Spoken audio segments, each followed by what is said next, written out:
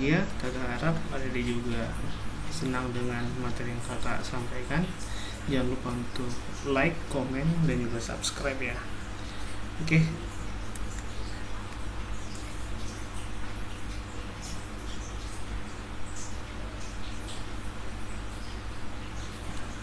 Oke. Sekarang kita disajikan dengan soal tentang Perang Dunia Pertama. Baik, adik-adik, di sini kita perhatikan ada soal yang berkaitan dengan Perang Dunia Pertama. Nah, di sini kita dihadapkan dengan soal sebab akibat, gitu ya. Tahu kan kalau soal sebab akibat ini opsional yang pertama itu apa kira-kira? Kalau opsional yang pertama itu yang A ya, pernyataan benar, kemudian alasan benar ya, dan berhubungan. Kalau yang B apa kira-kira? B, pernyataan benar ya, alasan benar tapi tidak berhubungan, gitu ya Dede ya. Oke, terus kalau yang C nya apa nih Kak? Pernyataan benar ya, kemudian alasan salah, gitu ya. Terus yang D nya apa Kak? D nya sebaliknya, pernyataan salah ya, kemudian alasan benar. Nah, terus opsional yang ketiga apa nih kira-kira? Semua salah. Moga nggak kebalik ya dengan benar salah ya. Oke, dari sini kita ketahui ya kira-kira mana nih yang lebih tepat. Oke, jadi kalau adik-adik dihadapkan dengan soal seperti ini, kalian juga harus bisa mengidentifikasi mana yang, kalau kita pahami di sini kita dihadapkan dengan soal ini yang dibilang sebagai pernyataan ya. Apa nih? Pernyataan. Terus ini yang dikatakan sebagai alasan, gitu ya. Oke, kita lanjut. Nah, teks di dalamnya pertama kalau bacaan, keinginan sejumlah negara Asia untuk mendapatkan lebih banyak koloni dan bahan-bahan mentah untuk keperluan industrinya menjadi pendorong terjadinya Perang Dunia Pertama. Kira-kira benar nggak ya kalau misalnya kita pahami? Oke, kita dihadapkan dengan yang namanya Perang Dunia Pertama ya. Kita ketahui dulu nih, Perang Dunia Pertama itu latar belakangnya apa aja, tuh ya. Ada dua faktor ya. Faktor yang pertama ya, kita bilang faktor umum. Nah, faktor umum ini yang mendasari secara umum, gitu ya, terjadinya Perang Dunia Pertama. Apa tuh kira-kira? Ya, pasti kalian udah ketahui, salah satunya adalah perlombaan apa nih? Ya, perlombaan berkaitan dengan persenjataan. Oke, jadi selain perlombaan industri pada umumnya, ternyata di Eropa itu sebagai negara industri yang besar waktu itu, mereka juga mengalami transformasi, mempersenjatai diri secara modern. Oke, di sisi lain ada apa nih kira-kira? Di sisi lain ada yang namanya aliansi.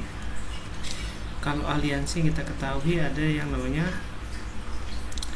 Entente ya, dan yang kedua ada yang namanya apa kira-kira? Ayo.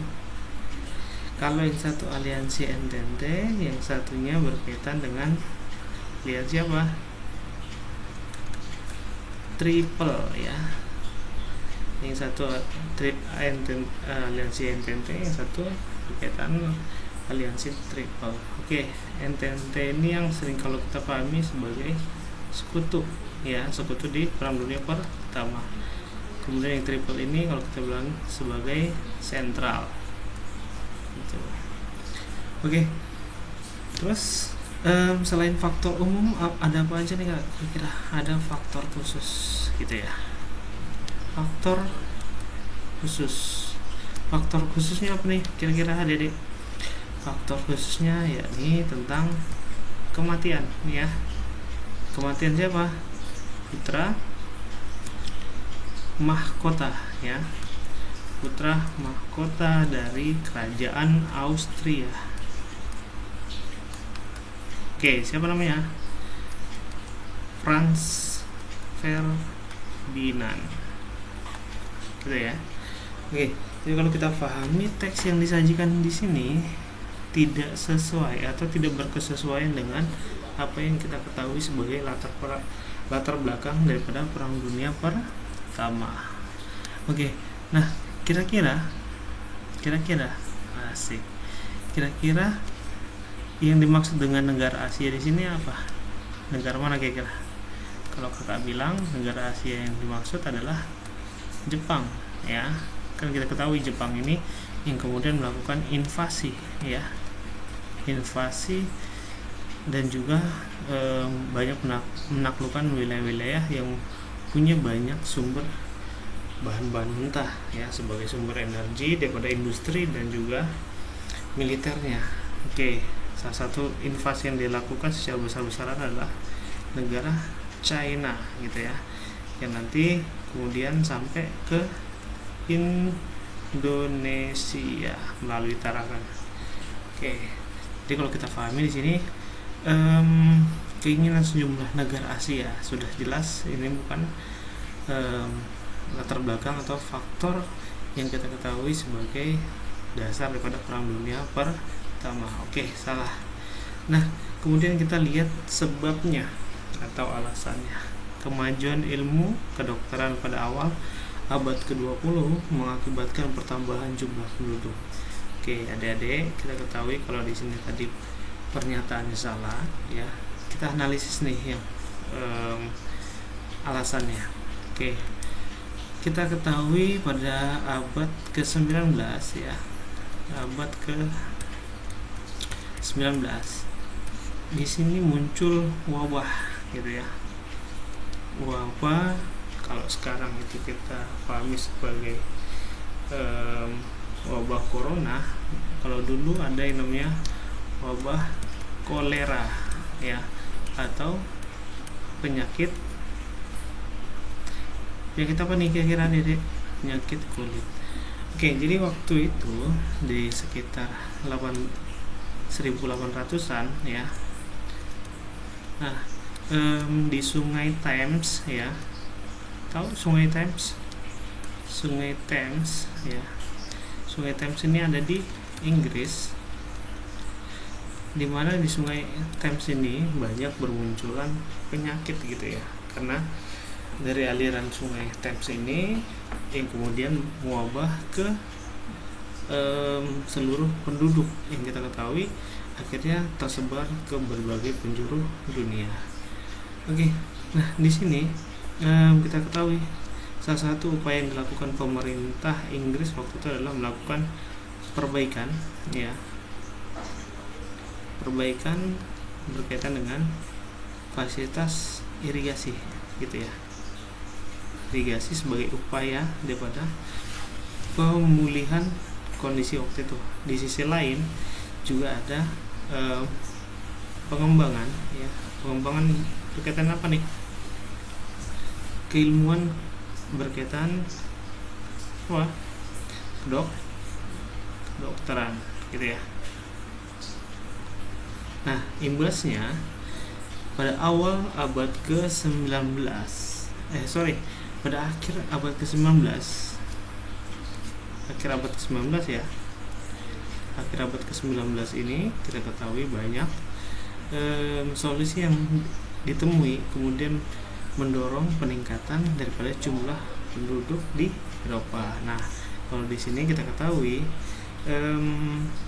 dia dibilang abad ke-20 tidak bisa juga dijadikan dasar daripada kemajuan ilmu kedokteran waktu itu gitu. Jadi kemajuan ilmu kedokteran ini imbas atau kelanjutannya memang terjadi di abad ke-20, tapi awalnya adalah di akhir abad ke-19. Nah, di sini juga kalau kita pahami Indonesia terdampak, dan dampak tersebut membawa satu perubahan yang kita pahami sebagai bagian daripada kesadaran nasional gitu ya. Nah, jadi dari bermunculan penyakit dan lain sebagainya, waktu itu banyak orang Indonesia yang diberangkatkan, yang kemudian menjadi seorang dokter gitu ya. Dari dokter inilah kemudian mencerdaskan kehidupan berbangsa dan bernegara. Oke, nah jadi kira-kira dari penjelasan kakak, kalau tadi kenyataannya salah, kemudian kira-kira jawaban atau alasan di bawahnya salah atau benar? Ya, kita di sini pahami sebagai suatu hal yang salah. Kira-kira dari jawaban yang atau alternatif jawaban yang kakak sampaikan di awal, jawaban paling tepat yang mana? Ya, tepat sekali, pilihannya adalah yang E. Seperti itu adik-adik ya. Oke, kita berlanjut ke soal nomor 2.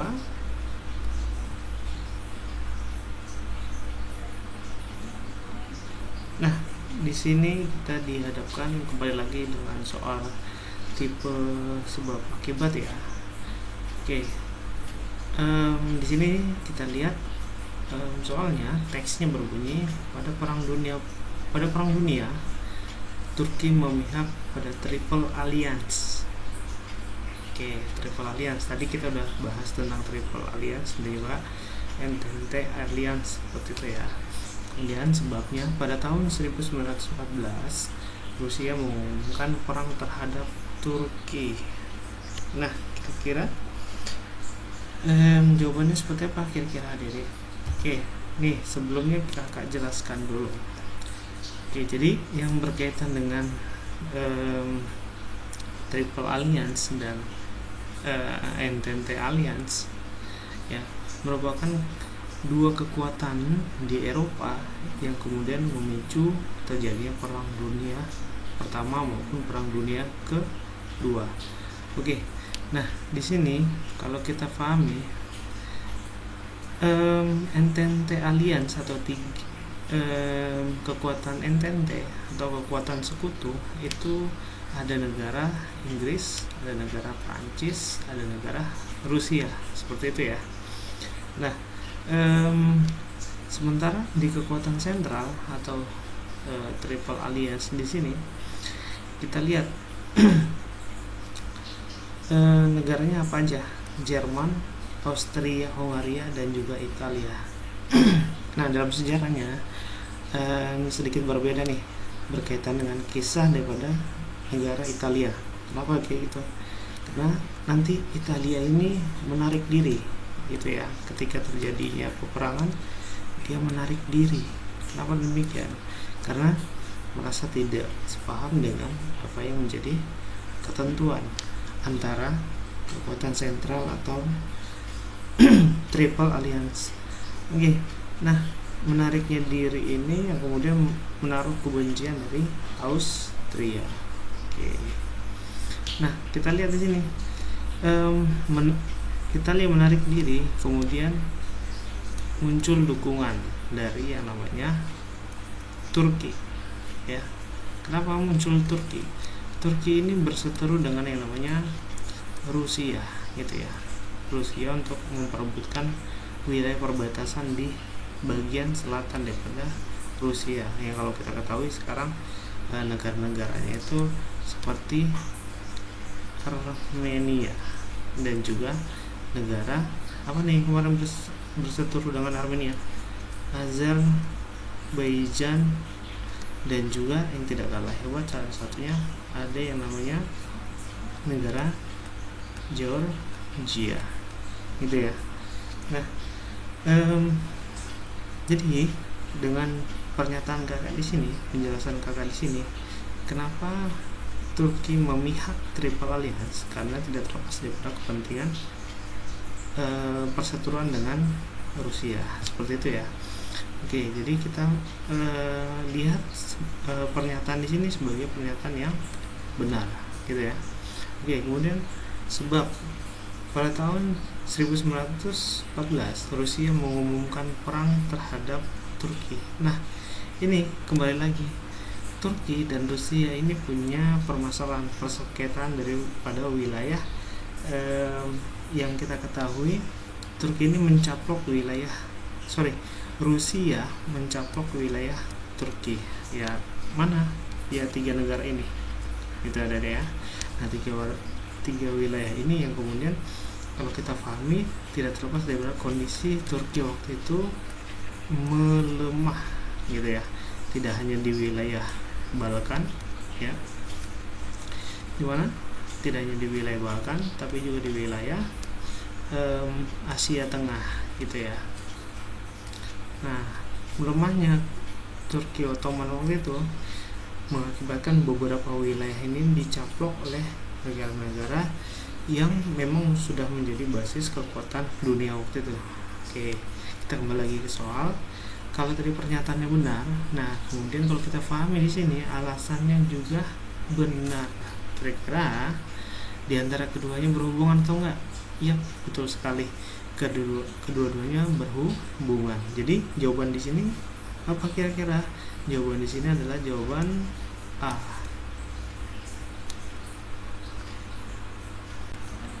Oke, adik kita berlanjut ke nomor soal 3 ya. Oke, di sini disajikan soal yang berbunyi pemicu meletusnya Perang Dunia Pertama adalah peristiwa terbunuhnya. Nah, soal tipe seperti ini merupakan soal tipe pilihan ganda yang biasa diujikan di sekolah ya. Oke, kita lihat. Yang pertama, Franz Joseph. Franz Joseph ini siapa nih kira-kira, Dede? Siapa kira-kira? Ayo. Franz Joseph ini siapa kira-kira? Franz Joseph ini kalau kita ketahui adalah kaisar ya. Kaisar yang kita ketahui berasal dari negara Austria, gitu ya. Oke, kemudian kita lanjut lagi. Siapa? Franz Ferdinand. Oke, tapi sebelum kita bahas Francis Ferdinand, kita bahas dulu nih yang namanya si Wilhelm II. Wilhelm II ini adalah seorang kanselir, gitu ya. Kanselir dari negara Jerman. Sementara Gavrilo Princip kita ketahui sebagai ya tokoh atau teroris yang membunuh ya. Teroris yang membunuh atau teroris pembunuhan. Pembunuhan siapa kira-kira? Oke, pembunuhan daripada tokoh yang bernama Franz Ferdinand ini. Oke, jadi Franz Ferdinand ini dibunuh sama yang namanya si Gavrilo Princip. Nah, dibunuhnya dalam apa nih? Dalam satu latihan perang ya, yang diadakan itu di negara Serbia. Oke. Nah, yang terakhir adalah Nicholas II. Siapa kira-kira adik-adik? Nicholas II ini adalah tokoh siapa? Tokoh pimpinan Rusia ya.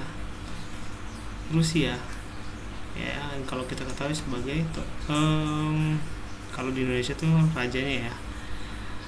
Nah, disebut sebagai Tsar atau Tsar daripada negara Rusia atau raja terakhir daripada Rusia. Oke, nah jadi di sini jawabannya yang lebih tepat adalah yang B. Baik, kita berlanjut ke nomor berikutnya, Dedek.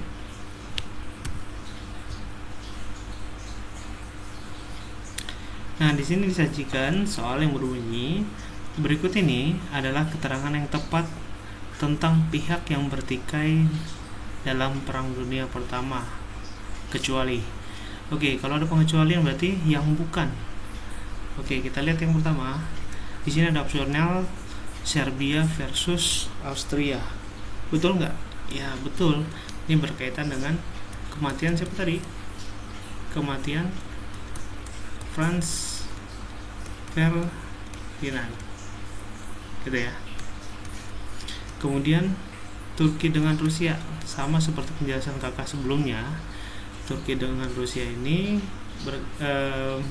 bersengketa ya, berkaitan dengan sengketa wilayah kekuasaan. Nah, Italia dan Austria kira-kira berseteru nggak dalam Perang Dunia yang pertama? Ayo, berseteru nggak dalam Perang Dunia yang pertama? Iya. Di sini mereka berseteru berkaitan dengan kesepakatan di awal, berkaitan dengan triple alliance, gitu ya. Kemudian Rusia dengan Austria berkaitan nggak? Ya, betul sekali. Di sini juga kalau kita ketahui Rusia dengan Austria ya bersengketa berkaitan dengan perbedaan pemahaman. Yang sebelumnya Rusia bergabung dalam satu perjanjian di antara keduanya yang berkaitan dengan kerjasama di bidang politik dan militer. Oke, kemudian kalau di sini yang kita pahami jawaban yang lebih tepat apa kira-kira? Ya, Jerman versus Turki. Nah, di sini Jerman dengan Turki ini tidak memiliki kaitan sama sekali ketika Perang Dunia Pertama. Jadi jawaban yang tepat adalah yang E.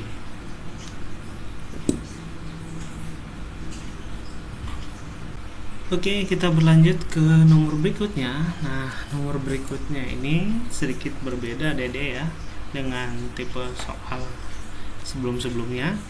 Oke, kakak jelaskan terlebih dahulu nih berkaitan dengan tipe soal. Tipe soal ini disebut juga sebagai tipe soal benar salah ya.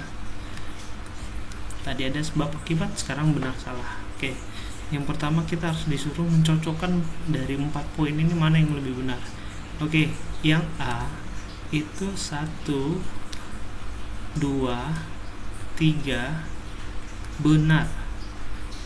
Sementara yang B hanya 1 dan 3 benar. Itu ada deh ya. Sementara yang C kita ketahui ada 2 dan 4 benar. Nah, yang D itu hanya 4 saja yang benar. Sementara yang E kita ketahui semua pernyataan benar. Nah, kira-kira sudah mendapat gambaran? Oke, kita lanjut ke soalnya. Nah, di sini soalnya berbunyi kerugian Jerman akibat perjanjian Versailles adalah. Oke, kita berbicara tentang perjanjian Versailles. Versailles ini tadi apa Dede? Versailles ya. Versailles ini merupakan salah satu kota ya. Kota di kota ini menjadi saksi daripada perjanjian perdamaian daripada Perang Dunia Pertama, yakni salah satu kota di Prancis gitu ya. Nah, kita lihat poin pertama di sini berbunyi hilangnya seluruh jajahan Jerman. Betul nggak sih hilangnya seluruh jajahan Jerman? Ya, betul. Kenapa demikian? Kita ketahui berakhirnya Perang Dunia Pertama mengakibatkan wilayah yang sebelumnya dijajah oleh Jerman atau dihegemoni ya oleh Jerman berdasarkan beberapa unsur, kemudian harus dilepaskan gitu ya, harus dilepaskan, mengingat perjanjian Versailles ini membuat ya negara Jerman semakin lemah gitu ya. Oke. Nah, wilayah-wilayah penting apa aja nih kira-kira yang harus kita pahami sebagai suatu wilayah yang hilang? Oke. Nah, tapi kita harus lihat dulu poin di sini ada poin yang benar. Oke. Yang poin kedua, dilujutinya persenjataan Jerman. Betul sekali. Salah satunya Jerman itu nggak boleh lagi membuat satu kendaraan militer ya. Jadi tidak hanya kendaraan militer, dia juga tidak lagi boleh memiliki yang namanya kapal selam gitu ya, dan lain sebagainya. Oke, kemudian di sini poin ketiga, wilayah-wilayah penting di Jerman diduduki oleh sekutu. Wilayah-wilayah penting di sini kira-kira apa aja nih adik-adik? Oke, wilayah-wilayah penting ini kakak bisa berikan penjelasan. Salah satunya adalah wilayah yang jatuh ke tangan Prancis gitu ya, berbatasan dengan Prancis. Kira wilayah apa aja nih? Wilayah yang termasuk dalamnya ada Elzas Lotharingen gitu ya, ada wilayah Elzas Lotharingen ya. Kemudian ada wilayah lain yang harus dilepas Jerman yang berkaitan dengan wilayah yang berbatasan dengan Belgia ya, tepatnya berkaitan dengan Eupen dan juga Malmedy ya.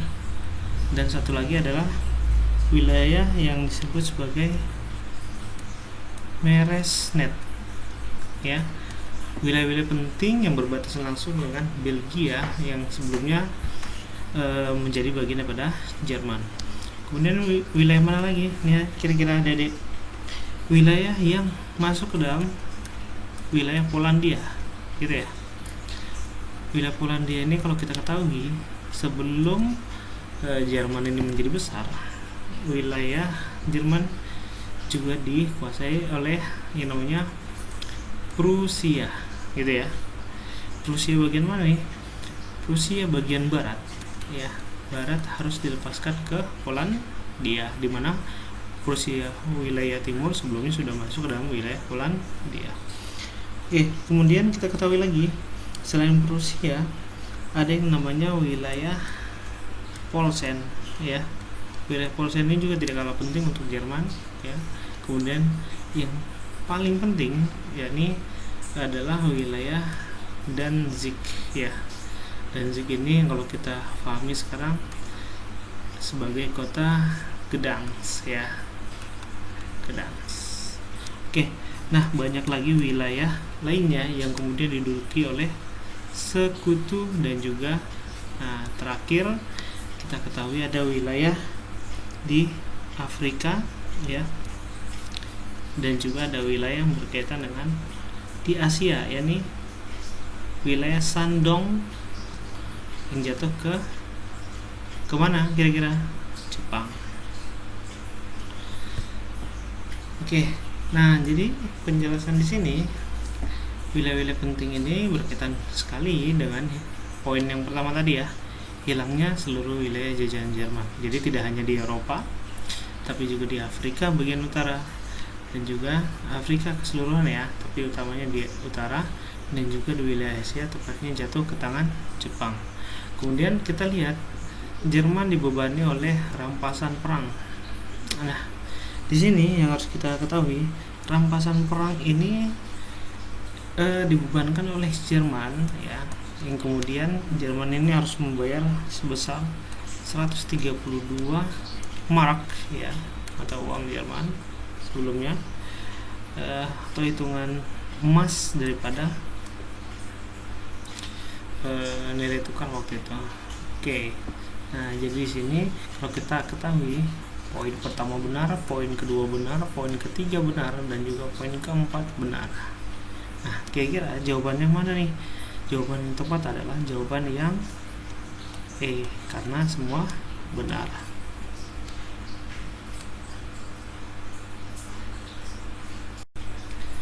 Oke, kita berlanjut ke soal nomor berikutnya. Soal berikutnya, nah, di sini kita akan dihadapkan dengan soal kembali lagi berkaitan dengan perjanjian Versailles. Oke, di sini soalnya berbunyi tentang dampak perjanjian Versailles bagi Jerman antara lain. Oke, kita lihat. Jerman dibagi menjadi dua, salah atau benar? Salah, ya.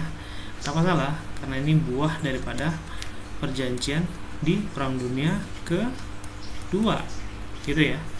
Demilitarisasi Jerman. Nah, baik di Perang Dunia Pertama maupun Perang Dunia Kedua, Jerman itu mengalami demilitarisasi ya. Oke, tapi lebih dicondongkan pada Perang Dunia Pertama. Jadi yang poin kedua benar. Kemudian Jerman Timur menjadi negara atau menjadi komunis ya. Jerman Timur dipaksakan untuk memiliki ideologi komunis. Ini juga bagian daripada Perang Dunia kedua yang kemudian bertransformasi menjadi Perang Dingin, gitu ya. Nah, kenapa Jerman Timur dijadikan negara komunis? Ini tidak terlepas daripada keinginan Rusia, gitu ya. Karena waktu itu Jerman Timur masuk ke dalam wilayah Rusia. Sementara Jerman Barat apa nih? Jerman Barat itu masuk ke wilayah sekutu. Siapa saja? Berkaitan Amerika Serikat, Prancis, dan satu lagi siapa? Ya, betul banget, Inggris. Gitu ada deh ya. Oke, kemudian terjadinya hyperinflasi. Kira-kira hyperinflasi ini tepat nggak sih kalau kita pahami bagi Jerman? Kira-kira apa? Nah, kalau poin ketiga tadi salah ya. Oke. Nah, terjadinya hyperinflasi itu betul sekali karena merosotnya kegiatan ekonomi juga menurunkan daripada daya beli masyarakat dan lain sebagainya. Terlebih waktu itu Jerman harus berhutang, gitu ya, berkaitan dengan hutang. Nah, hutang ini yang kemudian mengakibatkan terjadinya inflasi, gitu ya. Oke, jadi kira-kira dari jawaban sini mana nih jawaban yang lebih tepat? Oke, ya betul banget. Nah, di sini harus kita ketahui jawaban di sini adalah jawaban yang C. Kenapa jawaban yang C? Karena yang jawaban yang A 1, 2, 3 benar, yang B 1 dan 3 benar. Nah, sementara yang C itu adalah nomor poin 2 dan juga poin yang keempat. Nah, jawaban dari sini adalah jawaban yang C. Itu ada deh ya. Oke, kita kembali ke soal berikutnya, soal nomor 7 ya. Oke. Nah, di sini kita lihat ada soal yang berbunyi, kembali lagi kita dihadapkan dengan soal benar salah. Oke, soal di sini berbunyi berikut merupakan situasi pasca Perang Dunia Pertama. Oke, kita lihat ya adik-adik ya. Nah, di sini ada imperium berkaitan dengan Imperium Rusia dijatuhkan melalui revolusi Menshevik dan revolusi Bolshevik. Apa tuh? Menshevik dan Bolshevik. Oke, kakak di sini sudah membuat satu penjelasan. Nah, ada dua kelompok waktu itu ya. Kalau kita ketahui di sini ada penjelasan tentang kaum Bolshevik adalah kelompok garis keras yang berpikir perubahan harus dimenangkan dengan senjata. Jadi di sini Bolshevik itu ya, Bolshevik ya bersifat radikal ya. Kenapa penting bersifat radikal? Karena tujuannya adalah berkaitan dengan cita-cita gitu ya, cita-cita rakyat siapa? rakyat Rusia waktu itu. Oke.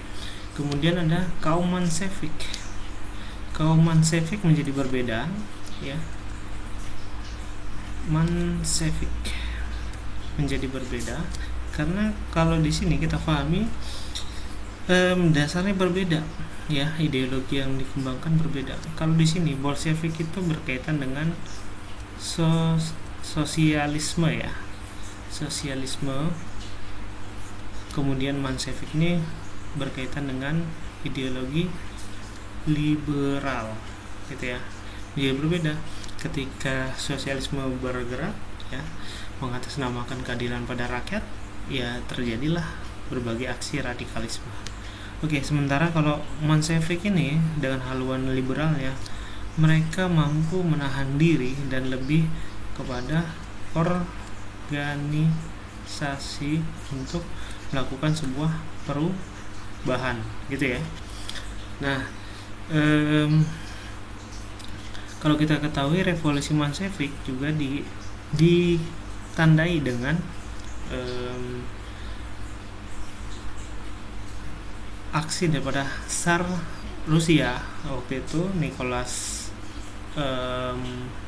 kedua, ya, Nicholas kedua yang kemudian memberikan tindakan kepada kelompok yang melakukan aksi demonstran, gitu ya. Nah, Mensevik ini termasuk ke dalam revolusi yang pertama, seperti itu ya. Nah, sementara Bolshevik adalah kedudukan yang keduanya, gitu ya. Dimana Bolshevik dengan kelompok liberal waktu itu menjatuhkan atau menggulingkan Tsar atau Nicholas kedua. Nah, revolusi di sini, revolusi Bolshevik juga revolusi kedua. Oke, nah kira-kira pernyataan di sini berkaitan nggak dengan pernyataan yang benar? Oke, kita lihat Imperium Rusia dijatuhkan. Oke, jadi di Bolshevik ini tujuannya adalah untuk menjatuhkan, ya, melalui paksaan, gitu ya. Sifatnya koersif, gitu ya, memaksa. Siapa ini paksa? Ini berkaitan dengan Tsar, ya, Tsar Rusia waktu itu yang bernama Nikolai atau Nicholas, gitu ya, Nicholas kedua. Nah, jadi seorang raja atau kaisar waktu itu diturunkan secara paksa. Oke, jadi di sini poinnya benar, gitu ya. Oke, kita lihat yang kedua, Jerman berubah menjadi republik. Ya, di sini juga menjadi benar. Kenapa demikian? Kalau kita ketahui, ya, Jerman dalam masa ataupun kondisi mengalami kegagalan waktu itu, akhirnya banyak merevitalisasi, ya, ada revitalisasi, gitu ya. Revitalisasi berkaitan dengan sistem pemerintahan. Nah, sistem pemerintahannya gimana kira-kira? Oke, jadi sistem pemerintahannya itu ada kepala negara. Kepala negara ini yang kemudian diduduki atau ditempati seorang kanselir, ya, tetap ada kanselirnya. Nah, kemudian ada kepala pemerintahan. Siapa kira-kira? Nah, di sini kalau kita ketahui ada seorang presiden, gitu ya. Oke, jadi kalau dibilang Jerman berubah menjadi republik, ya, jelas menjadi republik. Oke. Kemudian kita ketahui poin ketiga ini berkaitan dengan Austria dipecah menjadi sejumlah negara. Oke. Sejumlah negaranya tuh apa aja, ya? Kalau kita ketahui munculnya Austria, dulu Austria itu gabungan dari dua negara, ya, dua negara besar, Austria dan juga Hongaria, gitu ya. Nah, Austria kemudian dipecah, ya, pastinya berkaitan dengan negara Austria itu sendiri, ya. Kemudian ada Hongaria dan juga kita ketahui negara-negara kecil seperti Slovakia ya, kemudian ada juga Swiss ya, dan lain sebagainya. Oke, jadi di sini juga benar. Nah, kita lihat poin keempat. Poin keempat ini juga benar. Kenapa demikian? Karena di sini muncul nasionalisme ya. Nasionalisme Turki didorong oleh pemuda ya. Siapa? Golongan pemuda waktu itu dipimpin oleh siapa? Yang bernama Kemal Atatürk ya. Kalau kita ketahui Kemal Atatürk ini yang kemudian menggulingkan Sultan dan menjadikan kepemimpinan diduduki oleh seorang presiden seperti itu ya. Jadi jawaban di sini kalau kita ketahui mana yang lebih tepat? Ya, betul sekali adik-adik, jawaban yang lebih tepat adalah jawaban yang E.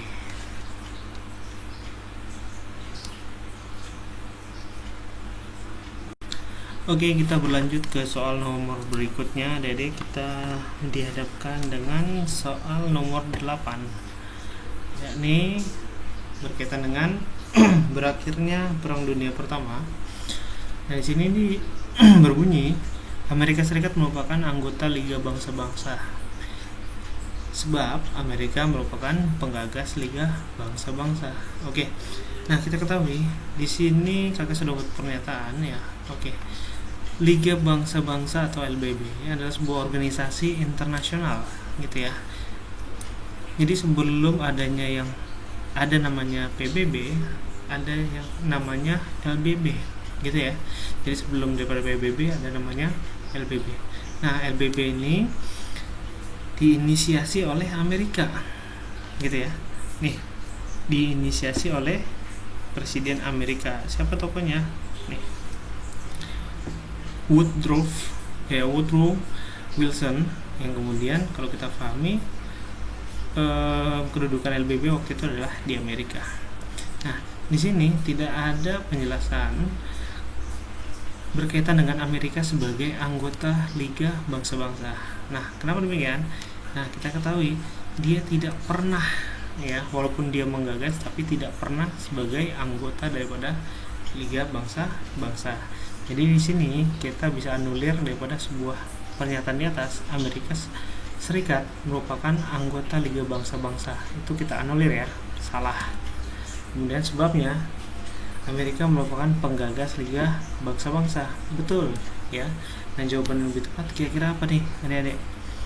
Kalau salah pernyataannya kemudian alasannya benar, itu kita jawabannya adalah yang D.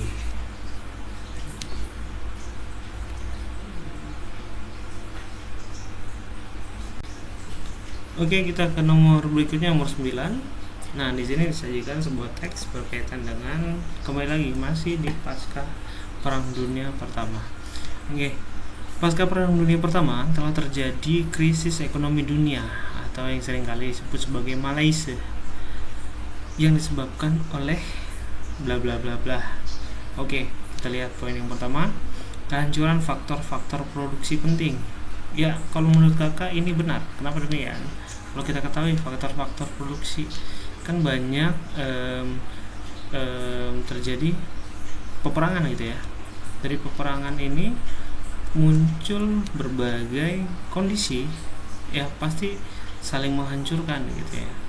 Nah, saling menghancurkan ini tidak hanya sumber daya yang ada ya, tidak hanya sumber daya manusianya tapi juga pabriknya ini terutama untuk pabrik senjata gitu ya.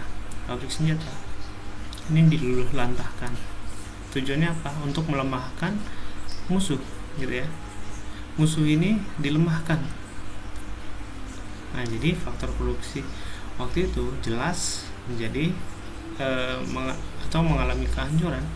Salah satunya adalah faktor daripada konflik ataupun perang itu sendiri. Oke, tidak hanya pabrik senjata ya, pabrik produksi industri lainnya seperti sandang, pangan dan lain sebagainya juga mengalami gangguan. Oke, kemudian kita lihat terjadi inflasi besar-besaran, betul ya. kalau kita pahami terjadi inflasi besar-besaran karena banyak kita ketahui ya, banyak anggaran negara manapun waktu itu, anggaran negara dipakai untuk perang ya. Nah, ketika perang terjadi, faktor konsumsi seperti rumah tangga produksi ya, kemudian rumah tangga konsumsi itu mengalami gangguan. Nah, sementara prioritas perang ini hanya lebih kepada rumah tangga apa? Pemerintah. Oke, jadi poin pertama benar, poin kedua benar. Nah, kita lihat poin ketiga, munculnya overproduksi di beberapa negara di Amerika. Oke, jadi tidak hanya di Eropa, di Amerika juga mengalami berbagai kondisi yang tidak memungkinkan gitu ya, sehingga terjadi faktor overproduksi gitu ya. Nah, faktor overproduksi ini kita ketahui karena di wilayah Eropa itu sedang bergejolak dengan yang namanya Perang Dunia Pertama. Dari Perang Dunia Pertama ini, Amerika yang semula tidak ikut-ikutan terimbas ya. Kenapa? Faktor produksinya mengalami kelambatan. Salah satunya ada faktor lainnya adalah yakni menurunnya daya beli masyarakat, seperti itu ya. Daya beli di sini kita pahami menurun. Nah, jadi kalau misalnya kita pahami munculnya overproduksi ini mengakibatkan banyaknya penawaran ya, berakibat pada banyaknya penawaran. Nah, kalau sudah banyaknya penawaran, yang kita ketahui adalah harga yang ditawarkan nanti akan menjadi murah. Nah, dari murah ini tadi berkaitan dengan inflasi besar tadi. Oke, jadi poin pertama benar, poin kedua benar, poin ketiga benar, dan yang terakhir adalah ketika terjadi inflasi, overproduksi, dan juga banyak pabrik yang ditutup, maka terjadilah pengangguran. Jadi poin yang keempat juga benar. Nah, kira-kira di sini jawaban yang tepat adalah apa, Adik? Ya, betul banget. Jawaban yang tepat adalah jawaban yang E, karena semua benar.